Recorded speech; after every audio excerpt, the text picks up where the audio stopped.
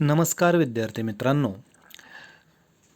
प्रकरण क्रमांक 3 भारत आणि युरोपीय वसाहतवाद या प्रकरणाच्या भाग क्रमांक 1 मध्ये आपण युरोपीय वसाहतवादांपैकी वसाहत निर्माण करणारी पहिली सत्ता ती म्हणजे पोर्तुगीज म्हणजे वास्को द गामा 1498 मध्ये कालिकत बंदरामध्ये आला आणि तिथपासून मुघल, कुतुबशाही, आदिलशाही यांना त्यांच्याकडे कारताज म्हणजे परवानग्या मागण्यापर्यंत जी युरोपियनची म्हणजेच पोर्तुगीजांची मजल आहे तिथपर्यंतचा आपण सखोल अभ्यास, त्यांनी कशा पद्धतीनं वसाहती स्थापन केल्या, त्या वसाहतींच्या संरक्षणासाठी त्यांनी कशा पद्धतीनं किल्ले स्थापन केले, थोडक्यात वसाहतींचं संरक्षण व्हावं म्हणून त्यांनी किल्ले स्थापन केले हीही बाब आहे. पण त्यासोबतच त्यांनी इथल्या हिंदी महासागरावरती आपलं आरमार जे आहे ते अतिशय उत्तमपणे बांधलं. स्वतःची आरमाराची मोठमोठी केंद्र स्थापन केली आणि एवढंच नव्हे तर त्यांनी स्वतःचं प्रबळ असं एक आरमारी सैन्यसुद्धा त्यांनी तयार करून ठेवलं होतं. या सर्व बाबींचा आपण भाग 1 मध्ये सविस्तर आढावा घेतलेला आहे. आता भाग 2 पाहत असताना या भाग 2 मध्ये भारतामध्ये ज्या सत्तेनी किंवा ज्या लोकांनी किंवा ज्या युरोप राष्ट्रांनी भारतावरती दीर्घकाळ आणि दूरगामी परिणाम करणारं असं सत्ता केंद्र उभं केलं, अशी मोठी राजसत्ता इथं उपभोगली, त्या इंग्रजांचा म्हणजे मूळचे असणारे ब्रिटन या देशाचे रहिवासी, त्यांना आपण ब्रिटिश देखील म्हणतो, अशा ब्रिटिशांचा या प्रकरणामध्ये त्यांनी कशा पद्धतीनं वसाहतवाद निर्माण केला आणि व्यापारी म्हणूनच त्यांनी सुरुवातीला आपली जी ओळख आहे ती व्यापारी म्हणून आणि नंतर ती राज्यकर्ते म्हणून कशा पद्धतीनं तयार केली, हे आपण या सर्व प्रकरणामध्ये आपण त्याची चर्चा करणार आहोत. तर भारत आणि युरोपीय वसाहतवादाचा भाग क्रमांक 2 त्याच्यामध्ये आपण इंग्रज, थोडक्यात ब्रिटिश, इयत्ता 10वीमध्ये आणि इयत्ता 8वीपासून देखील आपण ईस्ट इंडिया कंपनी हे नाव निश्चित ऐकून आहोत. आता ईस्ट इंडिया कंपनी यांनी हिची खऱ्या अर्थानं जर स्थापना बघितली तर 31 डिसेंबर 1600 रोजी झालेली आहे. म्हणजे इंग्रजांनी ईस्ट इंडियाचा अर्थ काय तर मुळात आपण इंग्लंडच्या म्हणजेच ब्रिटनच्या ईस्ट बाजूला म्हणजे पूर्वेला आहोत, लक्षात घ्यायचं आहे. आणि आपल्या ग्रेट ब्रिटन जे आहे किंवा जो इंग्लंड जे राज्य आहे, देश जो आहे तो आपल्या पश्चिमेला आहे. म्हणजे पश्चिमेच्या देशांनी ईस्ट इंडिया म्हणजे आशिया खंडाकडे, थोडक्यात मुळात भारतामध्ये ईस्ट इंडिया कंपनी स्थापन केली व्यापारासाठी. तिची स्थापना जी आहे ती लक्षात ठेवायची तारीख सर्वांनी 31 डिसेंबर 1600 साली. इंग्लंडची जी महाराणी होती तिचं नाव एलिझाबेथ हिने कंपनीला पूर्वेकडील देशांशी व्यापार करण्याचा परवाना दिला, लक्षात घ्यायचं. आता जहाजे पूर्वेकडील देशात पाठवणे व तेथे माल विकून ती जी जहाजे आहेत किंवा त्या ज्या व्यापारातून जो पैसा उभा राहणार आहे त्यातून पाठवलेल्या रोख रकमेतून प्रामुख्याने मसाल्याचे पदार्थ खरेदी करणे, ते इंग्लंडमध्ये विकणे आणि त्यावरती नफा मिळवणे हे कंपनीच्या कामाचे सुरुवातीचं स्वरूप होतं. म्हणजे थोडक्यात व्यापारी दृष्टिकोनातून ही सर्व जी हालचाल आहे ही सुरुवातीला कंपनी सरकारकडून अवलंबली गेली. या काळातील जी जहाजं होती म्हणजे आता 1600चा काळ म्हणजे आत्तासारखी आधुनिक इंधनावरती चालणारी फास्ट असणारी जहाजं असतील का तर निश्चितच नसतील. त्या काळामध्ये फारसे नवीन शोध लागले नव्हते, नवनवीन औद्योगिक क्रांतीने जन्म घेतला होता. मग अशा पद्धतीमध्ये किंवा अशा काळामध्ये जी जहाजांचा जो प्रकार आहे तो शिडांवर चालणारी जहाजे, आपण ते शिडांवर चालणारी जहाजे आपण पाहिलेली सुद्धा असतील. जर आपण कोकणात फिरायला गेलो तर तिथं काही ठिकाणी आपल्याला सध्या आपण जी जहाजं पाहतो ती पेट्रोल इंजिनवरती चालणारी पाहतो. आता शिडांवरची जहाजंसुद्धा आपल्याला पाहायला फारशी मिळत नाहीत. पण इंटरनेटच्या माध्यमातून तुम्हाला शिडांची जहाजं यूट्यूबच्या माध्यमातून किंवा इंटरनेटच्या इमेज डाउनलोडरमधून तुम्हाला तशा इमेजेस किंवा व्हिडिओ तुम्हाला ते पाहता येतील. म्हणजे वाऱ्याच्या प्रवाहाबरोबर चालणारी जहाजं. आता मुळात समुद्रात असणारा हा जो प्रवास आहे हा मूळतः तत्कालीन जो प्रवास होता हा शिडांच्या जहाजाने चालणार होता. म्हणजे तिथं वाऱ्याचा जो भाग आहे किंवा जी वाहणारी वारं आहेत त्याच्यावरती हा प्रवास मोठ्या प्रमाणावर अवलंबून होता. म्हणून त्यांना वर्षाच्या ठराविक काळात निघणे आणि ठराविक काळात पुन्हा आपल्या मायदेशी परतणे अपरिहार्य होते. त्यामुळे माल खरेदी करणे आणि विकणे खऱ्या अर्थानं जिकिरीचे होऊ लागले. भाव कमी असताना खरेदी केलेला माल ठेवण्यासाठी ईस्ट इंडिया कंपनीला कायमस्वरूपी जागा मिळवणे आवश्यक झाले. म्हणजे जो आपण व्यापारी कसे असतात, ज्यावेळेस भाव कमी असतात त्यावेळेस भरमसाठ काय करतात, माल खरेदी करून ठेवतात आणि ज्यावेळेस तेजी येते त्यावेळेस तो कमी भावात खरेदी केलेला माल जास्त भावात विकतात. कारण त्याच्यातून काय मिळतो, प्रचंड प्रमाणामध्ये नफा मिळतो. मग तो साठवायचा कुठं, तर त्याच्यासाठी एक ती कायमस्वरूपी जागा हवी. म्हणून ती जागाची जी आवश्यकता आहे ती त्यांना भासू लागली.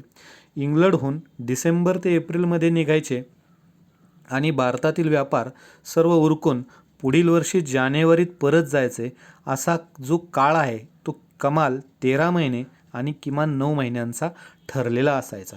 यामुळे कंपनीने भारतात वखारी, आता वखारी जशा आपण पाहिलं आहे पोर्तुगीजांनी जशा वखारी स्थापन केल्या तशाच पद्धतीच्या वखारी इंग्रजांनी सुद्धा स्थापन करण्याचा मानस ठरवला. मालाची खरेदी विक्री करण्याचे आणि साठवणुकीचं केंद्र म्हणजे ह्या इंग्रजांच्या वखारी होत. अशा वखारीला फॅक्टरी असं म्हटलं जात आणि त्या फॅक्टरीमध्ये जे नोकरवर्ग काम करत असे त्यांना फॅक्टर्स असं म्हटलं जाई. 2 शब्द महत्त्वाचे आहेत, वखारीला फॅक्टरी, तर त्या फॅक्टरीमध्ये जे काम करणारा जो नोकरवर्ग आहे त्याला फॅक्टर्स असं म्हणत. 1623मध्ये ईस्ट इंडिया कंपनीच्या अधिकाऱ्यांना नागरी व लष्करी कायद्यानुसार कंपनीतील नोकरवर्गाला शिक्षा करण्याचा देखील अधिकार प्राप्त झाला. म्हणजे जे नोकरवर्ग असतील, आता एवढी मोठी यंत्रणा राबवायची म्हटल्यानंतर तिथल्या काही गुन्हे घडणार आहेत, काही चुका होणार आहेत, काही अडचणी निश्चितच येणार आहेत.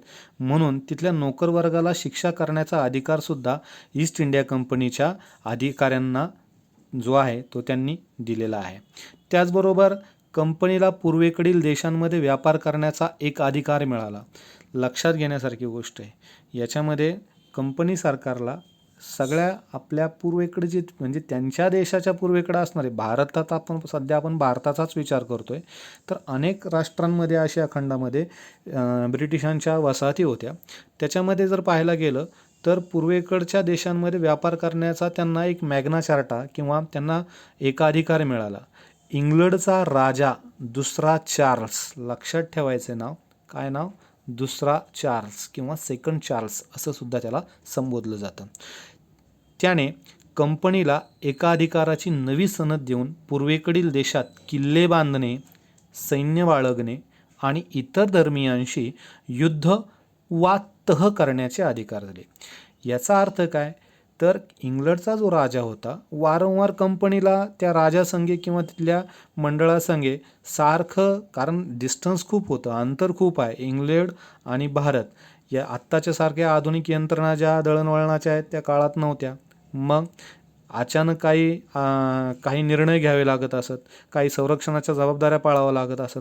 त्यासाठी मग प्रत्येक गोष्टीला या इंग्लंडच्या राजाला किंवा त्या जे काय असतील तिथले जे मोठे व्यक्ती किंवा राणी असेल त्यांच्या परवानग्या घेणं दरवेळी शक्य नव्हतं. म्हणून सरळ याच्यामध्ये अधिक गुंतागुंत होऊ नये म्हणून इंग्लंडच्या राजाने दुसरा चार्ल्स याने कंपनीला ही सर्व एकाधिकाराची सनद दिली.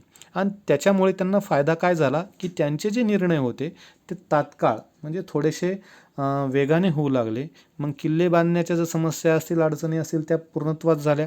सैन्य बाळगण्याच्या ज्या अडचणी असतील त्याचं निराकरण झालं.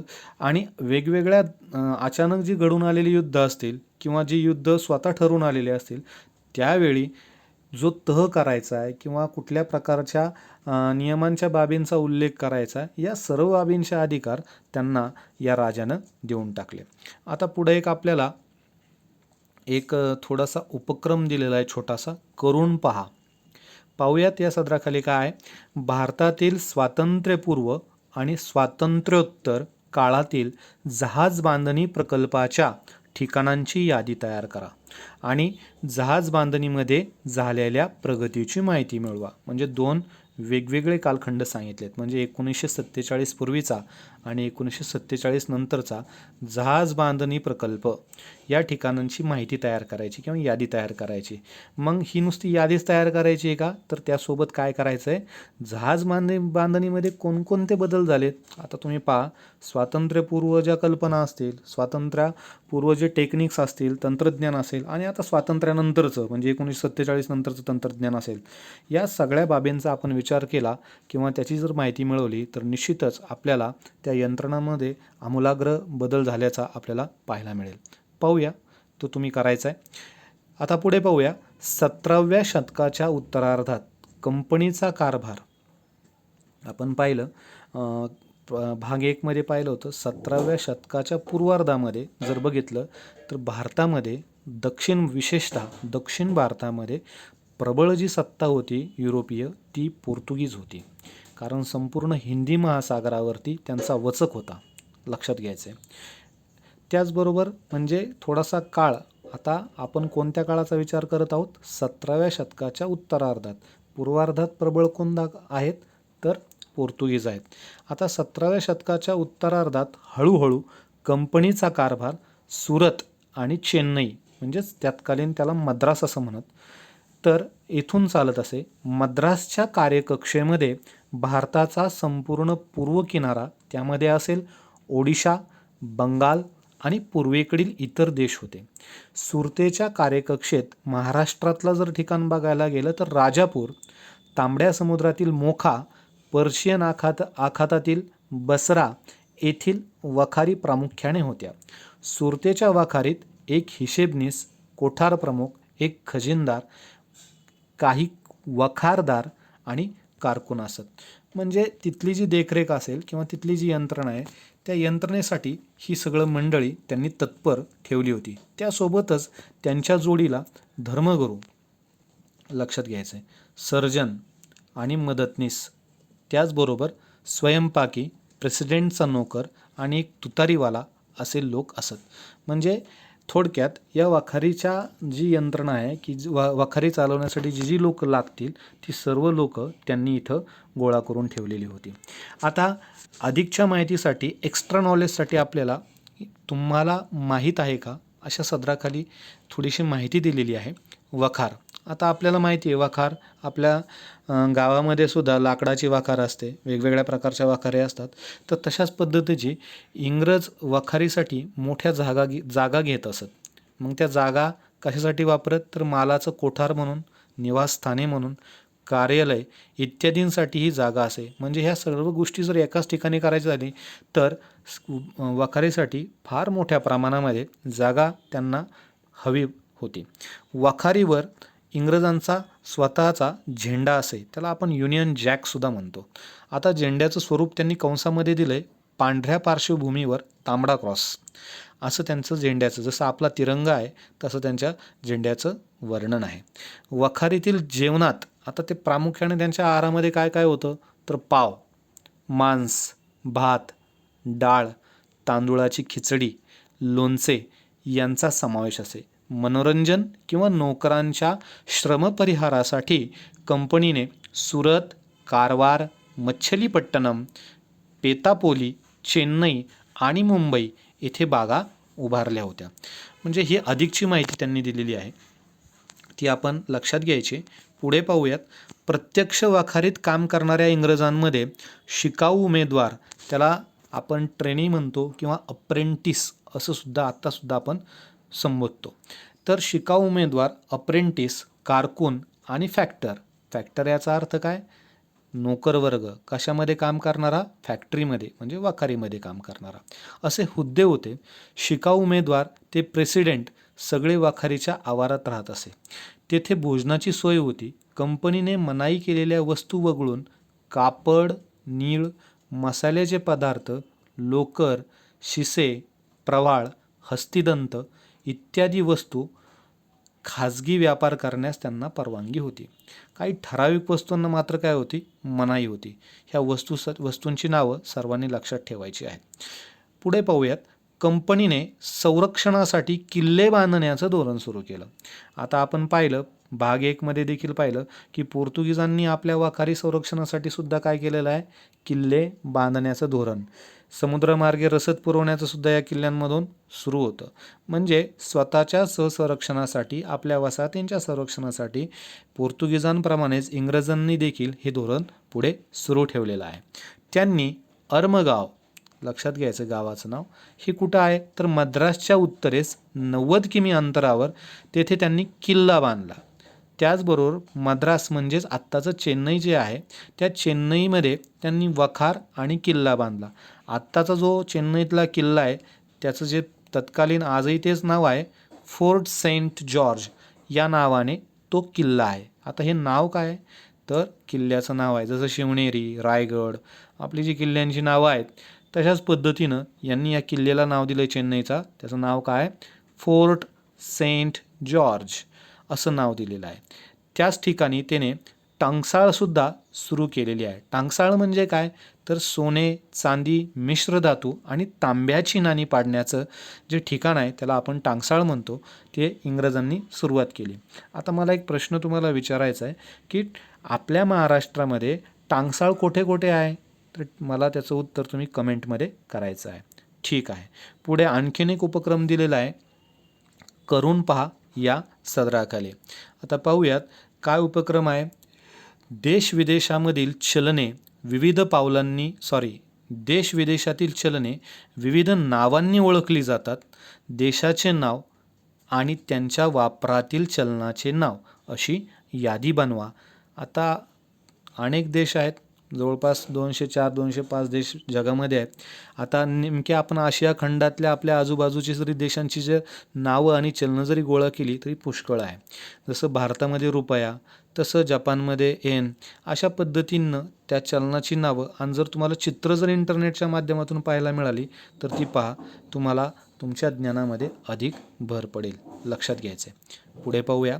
इसवी सन 1661 मध्ये इंग्लंडचा राजा सेकंड चार्ल्स, म्हणजेच त्याला आपण काय म्हणतो, दुसरा चार्ल्स, याने पोर्तुगीज राजकन्या, तिचं नाव बघा ब्रॅगेन्झा, हिच्याशी लग्न केलं.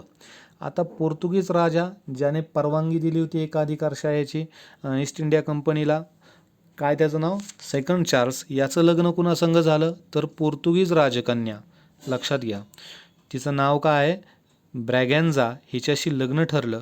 आणि पोर्तुगालच्या राजाने त्याला मुंबई बेट काय म्हणून दिलं, गिफ्ट, आनंद म्हणून दिलं. काय दिलं, आनंद म्हणून त्यांनी मुंबई बेट दिलं. लक्षात घ्या. आता पोर्तुगालचा राजा, मुंबईवरती वर्चस्व होतं आणि शेवटी जावई म्हटल्यानंतर आनंद नेण्याची प्रथा पूर्वीपासून त्यांच्याकडेही असेल, तर तशाच पद्धतीनं त्यांनी मुंबई बेट दिलं. चार्ल्सने अब्राहम शिपमन याला 500 सैनिक देऊन मुंबईचा गव्हर्नर नेमलं. आता चार्ल्स म्हणजे कोण तर इंग्लंडचा राजा. त्याने कोणत्या व्यक्तीला नेमलंय तर अब्राहम शिपमन याला 500 सैनिक देऊन मुंबईचा गव्हर्नर नेमलं. पुढे 1665 मध्ये मुंबई सर्वार्थाने इंग्रजांच्या ताब्यात गेली. मुंबईमध्ये आता जे 7 बेट आहेत प्रामुख्यानं त्यांचा समावेश झाला. मुंबईमध्ये मुंबई, माहीम, परळ, वडाळा, वरळी, शीव आणि माझगाव या 7 बेटांचा समावेश होता. मुंबईच्या कारभारासाठी जेवढा खर्च व्हायचा त्या मानाने तिथे उत्पन्न मात्र कमी व्हायला लागलं. म्हणून चार्ल्सने मुंबई बेट ईस्ट इंडिया कंपनीला ते भाड्याने देऊन टाकलं. कारण काय, आमदनी कमी झाली आणि खर्च वाढायला लागला. म्हणजे त्याच्यामुळे ते परवडण असं झालं. म्हणून चार्ल्सने सरळ ते जे बेट आहे, जे आनंद म्हणून मिळालं होतं, ते ईस्ट इंडिया कंपनीला भाड्याने दिलं. कंपनीने 1669 साली सुरतेचा प्रेसिडेंट, म्हणजे सुरतचा जो प्रेसिडेंट होता त्याचं नाव आहे सर जॉर्ज ऑक्झिंडेन. लक्षात घ्या, थोडीशी नावं महत्त्वाची आहेत, ही लक्षात ठेवायची आहेत परीक्षेच्या दृष्टीने. 1669 मध्ये सुरतेचा तत्कालीन प्रेसिडेंट कोण होता तर सर जॉर्ज ऑक्झिंडेन यास मुंबई बेटाचा गव्हर्नर व कमांडर इन चीफ नेमलं. मुंबईत इंग्रजांनी सुद्धा टांगसाळ सुरू केलं. त्यामध्ये चांदी, तांबे आणि जस्त धातूंची नाणी पाडण्यास सुरुवात केली. कंपनीने मुंबई बेटावर व्यापारी आणि कारागिरांना येऊन राहण्यास उत्तेजन दिलं. लक्षात घ्या, आपण आजची जी ओळख आहे मुंबईची म्हणजे काय, एक थोडक्यात कामगारांची नगरी म्हणून जी ओळख आहे ती पूर्वी काळापासून सुद्धा चालू आहे. म्हणजे उत्तेजन का दिलं आहे, कारण तिथे सुरुवातीला मोठमोठे व्यापार, मोठमोठे ठिकाणांचं केंद्रीकरण करण्यात आलं. जसं पोर्तुगीजांनी गोव्यामध्ये केलं तशाच पद्धतीने इंग्रजांनी मुंबईमध्ये सुरुवात केली. मुंबईच्या रक्षणार्थ कंपनीकडे 5-6 लहान जहाजे आणि सुमारे 300च्या आसपास सैनिक होते. लक्षात घ्या, म्हणजे कंपनीकडे मुंबईच्या रक्षणासाठी 5-6 लहान जहाजं होती आणि सुमारे 300च्या आसपास त्यांनी सैन्य स्वतःकडे ठेवलं होतं. ह्या सैन्यांकडं काय काय होतं, तर त्यांच्या रक्षणासाठी बंदुका आणि तलवारी असतात. तर अशा पद्धतीनं इंग्रजांनी म्हणजेच ब्रिटिशांनी भारतावरती आपला वसाहतवाद कशा पद्धतीने स्थापन केला आणि त्यांनी आपली पाळंमुळं हळूहळू या वसाहतवाद म्हणजेच इंग्रजी सत्तेचा भारताचा पाया आहे हे आपण अधोरेखित करायला हवं. आता पुढची जी सत्ता आहे ती पाहूया आपण. त्याच्यामध्ये तिसरा जो युरोपीय राष्ट्रातून आलेले जे लोक आहेत त्यांना आपण डच म्हणून ओळखतो. तर 1602 मध्ये अनेक डच कंपन्यांनी एकत्र येऊन युनायटेड ईस्ट इंडिया कंपनी स्थापन केली. बघा, आपल्याला 3 कंपन्यांची नावं लक्षात ठेवावी लागतील. आता मुळात डच केव्हा आले, 1602 मध्ये. डच कंपनीने एकत्र येऊन काय केलं, युनायटेड ईस्ट इंडिया कंपनी. पोर्तुगीजांचं जे साम्राज्य होतं, लक्षात घ्या, पोर्तुगीजांचं जे भारतातील साम्राज्य होतं त्याला काय म्हटलं आहे कमेंटमध्ये करायचं, आपण शिकलो आहे. त्याचबरोबर इंग्रजांनी त्यांचं जे वसाहतवाद होता, वसाहतवादातून तयार झालेलं साम्राज्य आहे किंवा व्यापारी जी कंपनी आहे तिचं नाव काय होतं, ईस्ट इंडिया कंपनी. तसंच या व्यापाऱ्यांच्या कंपन्यांचं, डचांच्या व्यापारी कंपनीचं नाव काय, युनायटेड ईस्ट इंडिया कंपनी ही त्यांनी स्थापन केली. 1600 मध्ये इंग्रजांनी आणि 1602 मध्ये डचांनी. लक्षात घ्या, त्या कंपनीला पूर्वेकडील देशांशी व्यापार करण्याचा अधिकार डच सरकारने प्राप्त झाला. त्याचबरोबर त्या अंतर्गत कंपनीला नोकर ठेवणे, वखारी स्थापन करणे, किल्ले बांधणे, नाणी पाडणे, पौर्वात्य देशांशी युद्ध व तह करणे, म्हणजे पूर्वेकडील देशांशी युद्ध किंवा तह करण्याचा अधिकार देखील जसा इंग्रजांच्या दुसऱ्या चार्ल्सने ईस्ट इंडिया कंपनीला दिला इंग्रजांना, तशाच पद्धतीनं डच सरकारने देखील या युनायटेड ईस्ट कंपनीला सुद्धा ईस्ट इंडिया कंपनीला सदर अधिकार देण्यात आलेला आहे. कंपनीने त्यासाठी गव्हर्नर जनरल हा अधिकारी नेमला. 17व्या शतकाच्या मध्यापर्यंत कंपनीने आफ्रिकेच्या पूर्व किनाऱ्यापासून ते जपानपर्यंत वसाहती आणि वखारी उभारल्या. म्हणजे 17व्या शतकामध्ये भारतामध्ये फारसा प्रभाव म्हणावा तेवढा प्रभाव डचांचा आपल्याला पाहायला मिळत नाही, परंतु आफ्रिकेच्या पूर्व भागापासून तर जपानपर्यंत त्यांच्या वसाहती आणि वखारी मोठ्या प्रमाणात उभारलेल्या होत्या. त्यामध्ये सध्याचे जर बघायला गेलं तर मोझांबिक, दक्षिण Africa, Yemen, Iraq, Iran, Pakistan, Bharat, Bangladesh आता इथं पाहूया आपण, इत्यादी ठिकाणं त्यांनी स्वतःच्या वसाहतीखाली अंडरखाली स्थापन केलेली आहे. आता तुम्हाला माहीत आहे का म्हणून या सदराखाली त्यांनी काही माहिती दिली आहे, एक्स्ट्रा नॉलेज दिलेलं आहे आपल्याला, ते पाहूया आपण. मच्छलीपट्टणम, समुद्रकिनाऱ्यावरचं गाव. मच्छलीपट्टणम येथे डचांची पहिली वसाहत स्थापन झाली. बघा, फर्स्ट कुठं झाली, मच्छलीपट्टणम, लक्षात घ्यायचं. तर हे बंदर इसवी सन पूर्व 3ऱ्या शतकापासून अस्तित्वात होतं. म्हणजे प्राचीन काळापासून हे बंदर, आत्ताचा जो काळ आहे हा आधुनिक काळामध्ये आला. 1602 नंतरचा हा डचांचा काळ आहे. इसवी सन पूर्व 3रा शतक म्हणजे खूप जुनं, म्हणजे प्राचीन काळ आहे हा. प्राचीन काळापासून मच्छलीपट्टणम हे एक बंदर म्हणून नावारूपाला होतं. त्याचा उल्लेख पेरिप्लस ऑफ एरिथ्रियन सी, म्हणजे याचा जो लेखक आहे त्याचं लेखकाचं नाव काय अद्याप कुणाला नाही, त्याला अनामिक म्हणूनच संबोधलं जातं. तर या सागरी सफरींचा जो संग्रह आहे, हे ज्या ग्रंथामध्ये त्याचं सगळं नमूद केलेलं आहे. तर सागरी सफरी आहेत, तो हा जो ग्रंथकार आहे तो मुळात त्याने अनेक सागरी सफरींचं वर्णन, अनेक देशांचं वर्णन या पेरिप्लस ऑफ एरिथ्रियन सी या ग्रंथामध्ये केलेलं आहे. आता त्यामध्ये मच्छलीपट्टणमचं जे जुनं नाव आहे ते सुद्धा इथं त्याचा उल्लेख आहे. त्याचं नाव आहे मसालिया. लक्षात घ्या, काय नाव आहे तर मसालिया नाव दिलं आहे. कोणाचं? मच्छलीपट्टणमचं. पाहूया पुढं. तर अशा पद्धतीनं डचांच्या आणखीन पुढं वसाहती स्थापन झाल्या. त्यामध्ये Myanmar, Siam, Vietnam, Laos, Kampuchea, Taiwan, चीन, जपान, इंडोनेशिया आणि मलेशिया या देशांचा समावेश यामध्ये आहे. म्हणजे डचांचं जे वसाहतवादाचं जे धोरण आहे हे फार मोठं आहे.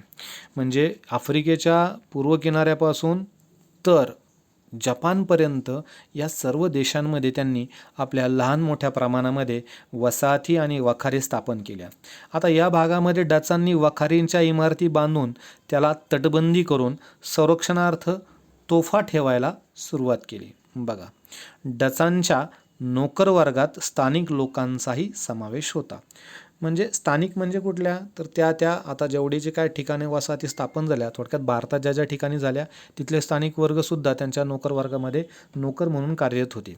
आता डचांनी भारतात मच्छलीपट्टणम, पेतापुली, पुलिकत,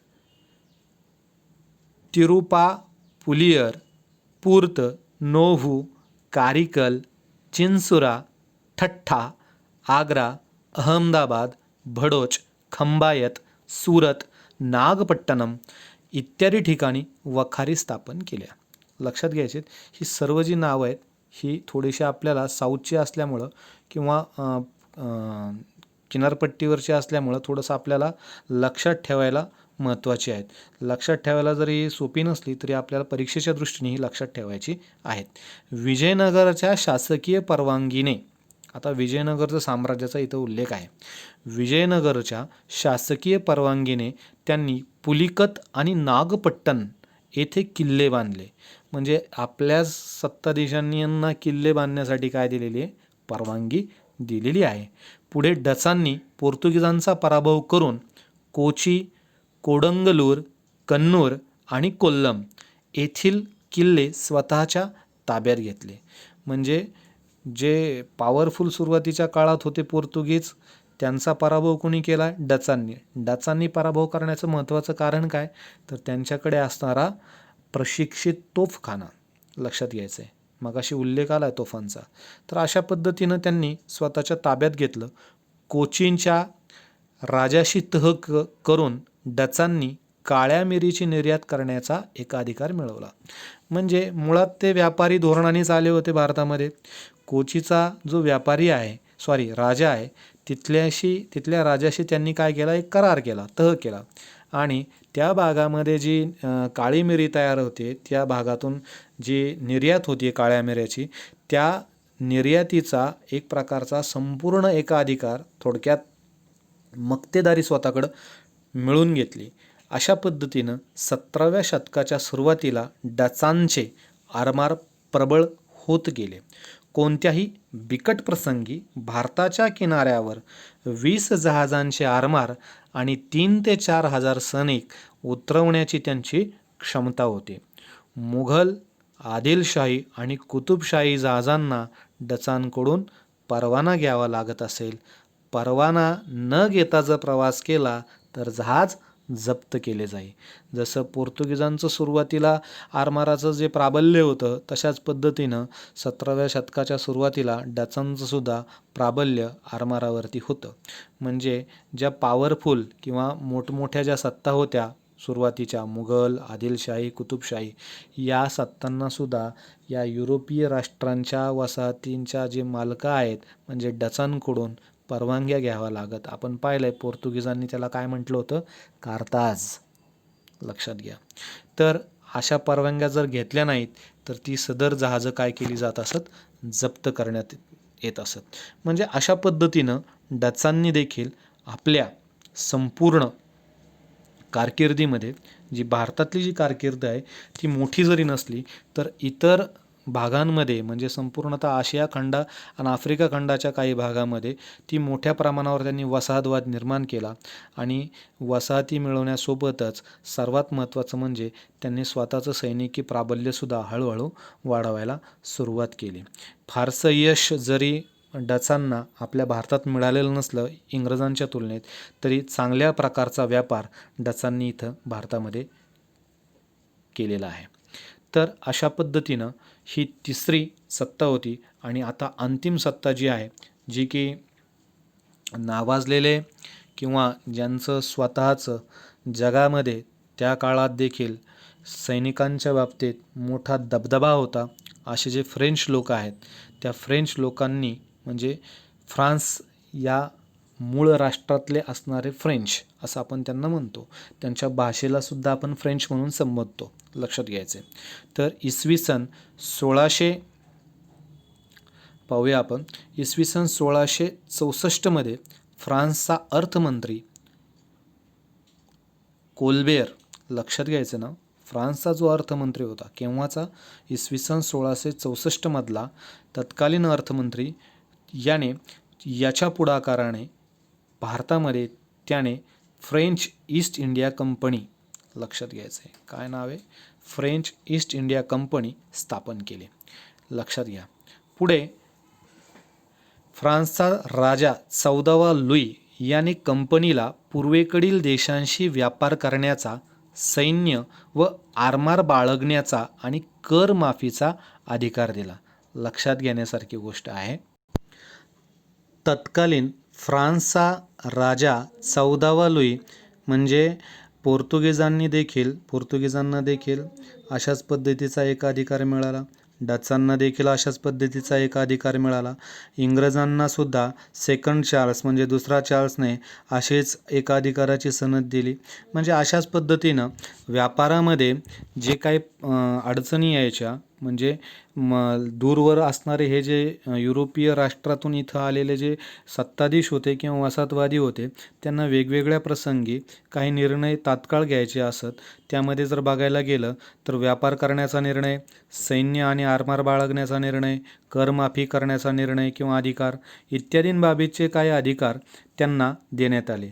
त्याचबरोबर पूर्वेकडील राजांशी तह करण्याचा आणि युद्ध करण्याचा देखील अधिकार कंपनीला मिळाला. कंपनीने इसवी सन 1666 मुघल बादशाह औरंगजेब याच्या दरबारात एक शिष्टमंडळ पाठवून सुरत येथे वखार टाकण्याची परवानगी मिळवली. बघा, जो की आपल्याला इतिहासाने ज्याची नोंद घेतली असा मुघल बादशाह म्हणजे इसवी सन 1666 म्हणजे हा जो कालखंड आहे, या कालखंडामध्ये औरंगजेब यासोबत शिवाजी महाराज देखील होते. म्हणजे हा जो कालखंड आहे तो शिवाजी महाराजांचा कालखंड आहे, ओळखायला पाहिजे.